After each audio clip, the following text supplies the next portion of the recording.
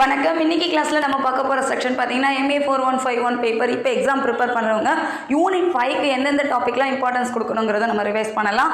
Unit 5 multivariate analysis. So இந்த topic பார்த்தீங்கன்னா நமக்கு ரொம்ப ஷார்ட்டான டாப்பிக்காக தான் இருக்கும், கண்டென்ட்டும் ரொம்ப கம்மியாக தான் இருக்கும். பட் ரிப்பீட்டட் கொஸ்டினாக நம்ம இதில் நிறைய கொஸ்டின் எக்ஸ்பெக்ட் பண்ணலாம். ஸோ அந்த டாபிக் பார்த்துக்கோங்க. மேபி தியரி கொஸ்டின் கேட்குறாங்க. லாஸ்ட் அட்டம் எக்ஸாமில் கூட பார்த்தீங்கன்னா தியரி கொஸ்டின் கேட்டிருந்தாங்க.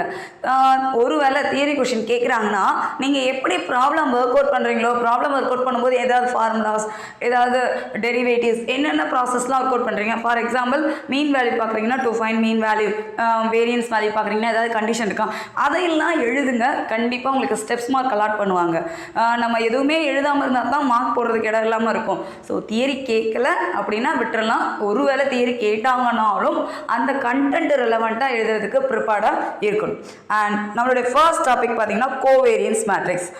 கோவேரியன்ஸ் மேட்ரிக்ஸில் நம்ம மொத்தமே ஒரே ஒரு ப்ராப்ளம் தான் ஒர்க் அவுட் பண்ணியிருப்போம், அந்த 0.24. இந்த டேட்டாவில் இருக்கிற அந்த ப்ராப்ளத்தை நீங்கள் ரிவைஸ் பண்ணிக்கோங்க. நம்ம சேனல்லே எல்லா ப்ராப்ளமும் ஒர்க் அவுட் பண்ணி போட்டிருப்போம். ஸோ ட்ரை பண்ணி பாருங்கள். அண்ட் நெக்ஸ்ட் பார்த்தீங்கன்னா correlation coefficient. How to convert covariance matrix to correlation coefficients இல்லைனா to find correlation matrix from covariance matrix. இந்த மாதிரிலாம் கொஸ்டின் கொடுத்துருப்பாங்க. ஸோ அந்த பேட்டர்ன்லாம் எப்படி ப்ராப்ளம்னா ஒரு 2 or 3 ப்ராப்ளம்ஸ் ஒர்க் அவுட் பண்ணியிருப்போம். டயகனல் வேல்யூஸ் எல்லாமே ஸ்கொயர் ரூட் வேல்யூவாக இருக்கும். 4, 9, 25 இந்த மாதிரி வேல்யூவாக இருக்கிற ப்ராப்ளம் எல்லாம் இந்த கேட்டகரியில் வரும். கார்லேஷன் கோஎஃபிஷியன்ட்னா நம்ம ரோன்னு கோட் பண்ணுவோம். ஸோ அந்த நோட்டேஷனில் இருக்கிற ப்ராப்ளம்லாம் ஒரு தடவை பார்த்துக்கோங்க.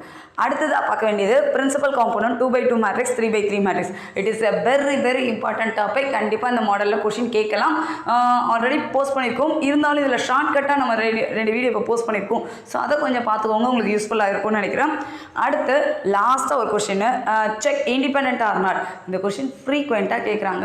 ரொம்ப சிம்பிள். கிட்டத்தட்ட ஒரு 6 or 7 லைன்ஸ் தான் எழுதுகிற மாதிரி இருக்குது. பார்ட் பியில் ஒரே கொஸ்டினாக வேறு கேட்குறாங்க. ஐ மீன் ஒரு கொஸ்டினுக்கு 13 மார்க்ஸ், அவ்வளோதான். இந்த மாதிரி கொஸ்டினில் இந்த கேட்டகரி கேட்குறாங்க. ஸோ ட்ரை பண்ணிக்கோங்க.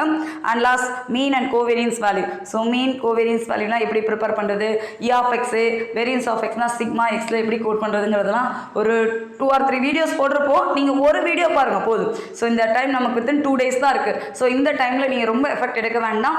ஓரலாக இந்த கண்டென்ட்டில் என்ன கொடுத்துருக்காங்க, எப்படி கண்டுபிடிச்சிருக்காங்க அப்படிங்கிறத ப்ரிப்பேர் பண்ணாலே போதும். இது மேக்ஸிமம் 2 மார்க் கொஸ்டினில் ரிப்பீட்டடாக கேட்குறாங்க. நமக்கு பார்ட் பியை பொறுத்தவரை இந்த 1, 2, 3, 4 இந்த 4 கேட்டகரியில் ஏதாவது ஒரு கொஸ்டின் ரிப்பீட்டடாக கேட்டுட்ருக்காங்க. கொஞ்சம் அதை ஒரு தடவை எழுதி பாருங்கள், உங்களுக்கு கண்டிப்பாக ஐடியா கிடைக்கும். ப்ராப்ளம் பார்க்கும்போது ஈஸியாக தான் புரியும், பட் எழுதும்போது தான் எந்த நோட்டேஷன் எழுதணும். ஏன்னா நம்ம ஃபஸ்ட் டைம் எழுதுகிறப்ப நமக்கு கொஞ்சம் ஸ்டக் ஆகும். ஸோ அதை கிளியர் பண்ணணும்னா நீங்கள் வீடியோ பார்க்கும்போதோ இல்லை நோட்ஸ் வச்சுருக்கீங்க, ப்ரிப்பேர் பண்ணிட்டு இருக்கீங்கன்னா ஒரு தடவை அப்படியே மேலோட்டமாக எழுதி பாருங்கள். இந்த நோட்டேஷன் சிக்மா இங்கே இப்படி எழுதியிருக்காங்க அப்படிங்கிறத நீங்கள் தெரிஞ்சுக்கிட்டிங்கனாலே போதும். ஈஸியாக நம்மளால் மார்க்ஸ் ஸ்கோர் பண்ண முடியும். யூனிட் 5 பொறுத்தவரை நீங்கள் பார்ட் பியில் 15th கொஷின் டெஃபினட்டாக ஈஸியாக எக்ஸ்பெக்ட் பண்ணலாம்.